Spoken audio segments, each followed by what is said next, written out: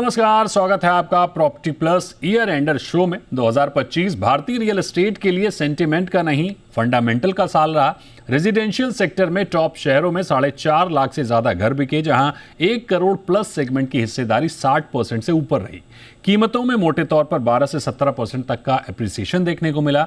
Commercial real estate में 50 million square feet से ज्यादा ऑफिस स्पेस का ऑब्जॉर्प्शन हुआ, जिसे सबसे बड़ा सहारा मिला जीसीसीज और ग्लोबल कंपनियों से। रिटेल सेक्टर में मॉल्स और हाई स्ट्रीट की वापसी हुई और आने वाले वर्षों में $3.5 बिलियन तक के निवेश की संभावना जताई जा रही है। जबकि 2025 का साइलेंट परफॉर्मर रहा वेयर हाउसिंग और लॉजिस्टिक्स सेक्टर, जहां grade A stock 300 million square feet के करीब पहुंच गया। अब बड़ा सवाल यही है कि क्या ये मोमेंटम 2026 में भी जारी रहेगा।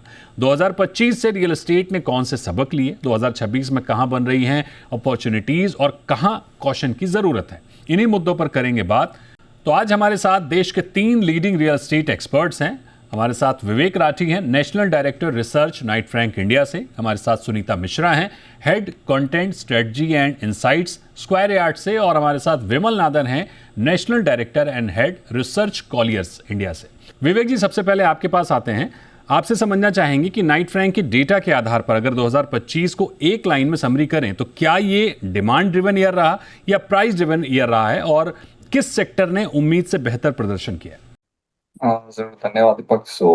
देखिए, एक लाइन है, एक वर्ड में कहूँ तो मैं कहूँगा कि फैंटास्टिक ईयर रहा, क्योंकि हम 5वें साल में हैं इस प्रॉपर्टी अपसाइकिल के, जहाँ पे वॉल्यूम्स और प्राइस लेवल्स दोनों ही बढ़ रहे हैं, पर्टिकुलरली रेजिडेंशियल के। लेकिन दूसरे सेगमेंट्स भी साथ में पार्टिसिपेट कर रहे हैं कमर्शियल रियल एस्टेट फ्रंट पे, चाहे आप ऑफिस की बात करें, वेयर हाउसिंग की बात करें, रिटेल की बात करें, डेटा सेंटर्स की बात करें।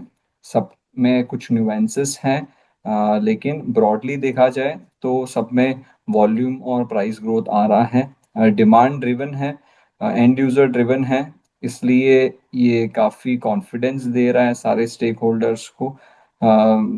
साल दर साल ये भी कंसर्न्स आते हैं कि और कहाँ, कौन से लेवल पर जाएगा, क्या ये जो तेजी का दौर है शुरू है वो रुक जाएगा।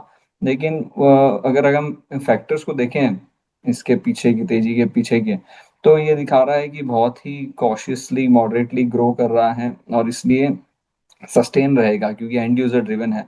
इसी के साथ में सप्लाई साइड की भी बात करें तो सप्लाई साइड इकोसिस्टम जो है वो भी काफी मैच्योर हुआ है लास्ट 10 सालों में। सबके बैकड्रॉप पे जैसे हम देख रहे हैं, चाहे वो गवर्नमेंट की स्टेबिलिटी हो या पॉलिसी कंसिस्टेंसी हो, इनके वजह से भी काफी सपोर्ट मिला है। तो ये जो लास्ट 10 सालों की तैयारी है, starting from RERA demonetisation to benami transaction amendment act, इन सब के बाद में जो अब कोविड के बाद में रुझान आया है प्रॉपर्टी परचेजेस के लिए, उन सब के मद्देनजर ये दिख रहा है कि 2025 तो अच्छा रहा है और 2026 में भी मोमेंटम जारी रहेगा। सुनीता जी, आपके पास आते हैं। आपसे समझना चाहेंगे कि स्क्वायर यार्ड प्लेटफॉर्म पर बायर्स बिहेवियर के आधार पर बताइए कि 2025 में होम बायर्स का माइंडसेट कैसे बदला। क्या बायर अब प्राइस से ज्यादा ट्रस्ट, डिलीवरी और ब्रांड को प्राथमिकता दे रहे हैं? जी धन्यवाद दीपक जी। प्राइसिंग हमारा हमारा एक बढ़ता हुआ कंट्री है। हम विश्व की 5वीं सबसे बड़ी अर्थव्यवस्था हैं।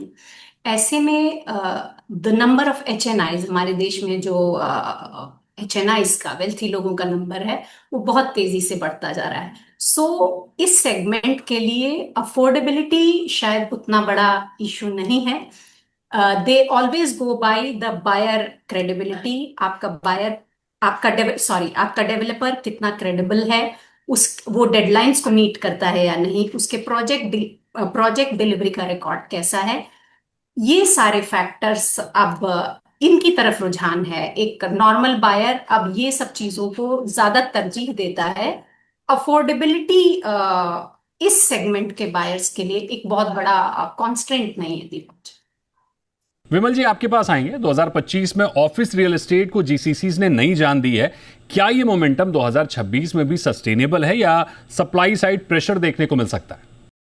तो जीसीसी आई थिंक, जैसे आपने कहा, इस साल का जो ऑफिस मार्केट है, हमारा एस्टिमेट ये है कि लगभग 70 मिलियन स्क्वायर फीट पे क्लोज होना चाहिए ग्रॉस लेवल पे। एंड इसमें इंटरेस्टिंगली अराउंड 35-40% कंट्रीब्यूशन जो है वो जीसीसी का रहा है। एंड हमारा हमारा अगेन उम्मीद एक्सपेक्टेशन यही है कि ये जो मोमेंटम है ये कम तो नहीं होने वाला है, ये बढ़ने वाला है। इनफैक्ट शेयर ऑफ जीसीसी अगर देखेंगे ये 40% से लगभग क्लोज टू 45-50% तक जाने की ट्रेजेक्ट्री है इन 2026। एंड सो अगर हम जीसीसी की बात करें, जीसीसी का जो बेस है एज वेल एज दो फंडामेंटल्स हो काफी सिर्फ स्ट्रेंथन हो रहा है। तो अगर हम मार्केट के पर्सपेक्टिव, गवर्नमेंट के पर्सपेक्टिव से देखेंगे तो there are state level policies अगर आ रहा है, स्टेट लेवल पॉलिसी पुश हो रहा है। अब कर्नाटका की बात करें, महाराष्ट्र की बात करें, सो जीसीसी का जो ग्रोथ है वो बियॉन्ड जो एग्जिस्टिंग मार्केट्स है, जो 7 टॉप 7-8 मार्केट्स है, उसके बियॉन्ड भी ग्रोथ होने वाला है। सो फंडामेंटल ऑफ जीसीसी अगर बात करें, कॉस्ट है तो कॉस्ट ऑफ रियल एस्टेट बात करें, availability as well as cost of skill talent है, इसकी कमी बिल्कुल नहीं है। So it is just about choosing the right location. So point ये है कि जीसीसी का ग्रोथ इज डेफिनेटली अनडाउटफुल।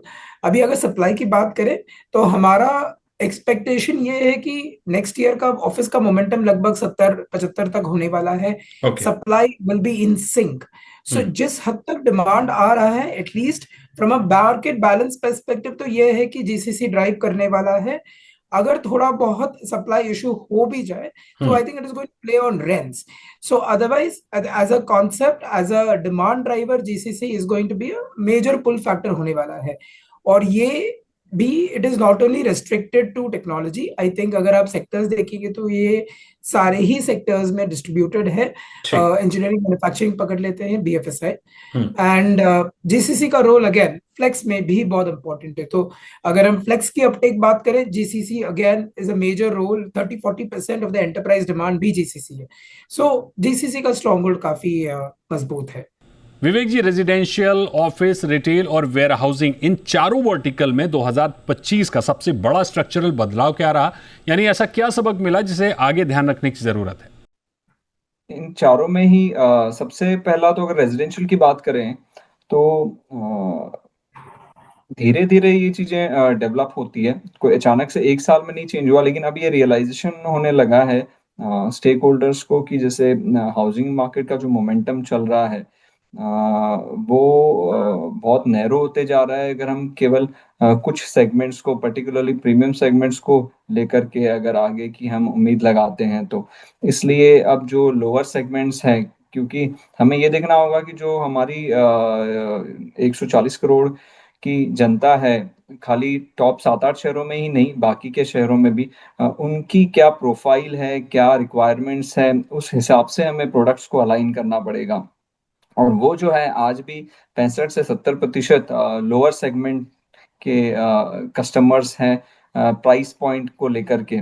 और अगर हमें वॉल्यूम ग्रोथ की बात करनी है, अगर हमें हाउसिंग फॉर ऑल को के एजेंडा को अचीव करने की बात करनी है, तो हमें उस सेगमेंट को बहुत अच्छे तरीके से, फोकस तरीके से अटेंड करना पड़ेगा। तो इसके मद्देनजर बहुत सारे स्टेट्स अपनी फोकस्ड स्ट्रेंथ को लेकर के आगे बढ़ने के लिए तैयार हो रहे हैं। कुछ स्टेट्स हैं real estate segment oriented policies लेकर के आ रहे हैं। तो इन सब को अटेंड करने से एक सस्टेन्ड मोमेंटम हम ला पाएंगे, और केवल हम इंडियन डोमेस्टिक इकोनॉमी नहीं, ग्लोबल इकोनॉमी जो है, क्योंकि आज हमारा शेयर ग्लोबल इकोनॉमी में 2 से 3% है, उससे ज्यादा नहीं है। ठीक है, तो इसमें बहुत ज्यादा स्कोप है इम्प्रूवमेंट लाने का, और वो इम्प्रूवमेंट खाली हम डोमेस्टिक फैक्टर्स को अटेंड करते रह जाएंगे तो नहीं हो पाएगा। तो हमें ग्लोबल लेवल की कॉम्पिटिटिवनेस लानी पड़ेगी।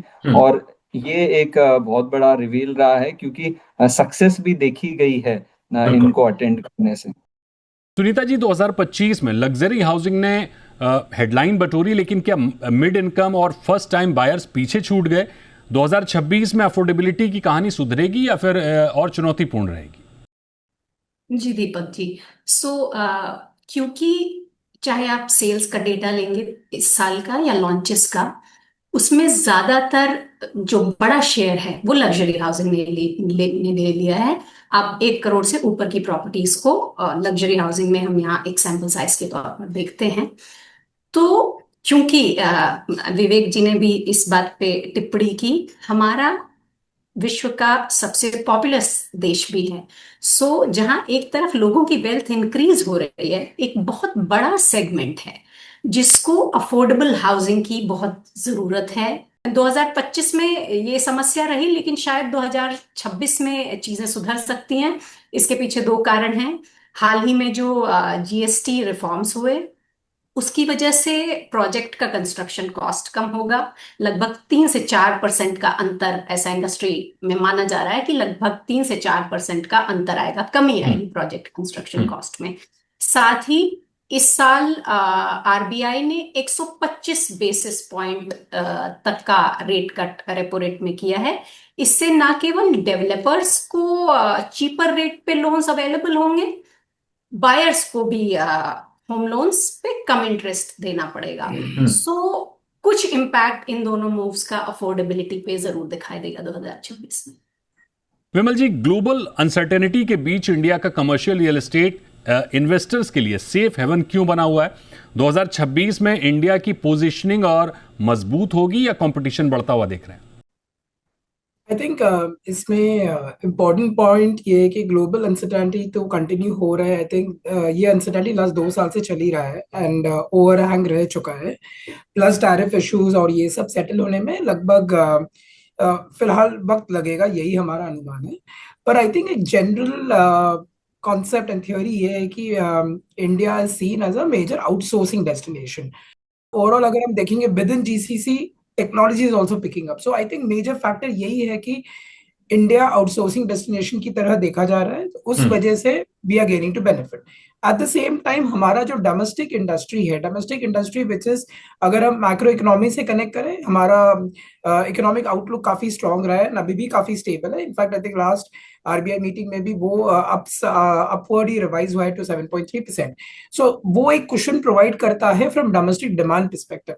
वो नॉट ओनली ऑफिस में दिखता है, हमें बाकी सारे एसेट क्लासेस में भी दिख रहा है। आई थिंक कॉम्बिनेशन ऑफ ये दो आई थिंक काफी हद तक कुशन देता है कि हमारा जो आउटलुक हम बोल रहे हैं, लगभग ये मोमेंटम मेंटेन रहेगा। I think that gives comfort कि ये उस डायरेक्शन में रहना चाहिए, despite the overhang of uncertainties, global issues, tariffs and etcetera. तो बिल्कुल ईयर एंडर की इस चर्चा में वक्त है एक बहुत ही छोटे से ब्रेक का। ब्रेक के बाद लौटेंगे और चर्चा को आगे बढ़ाएंगे।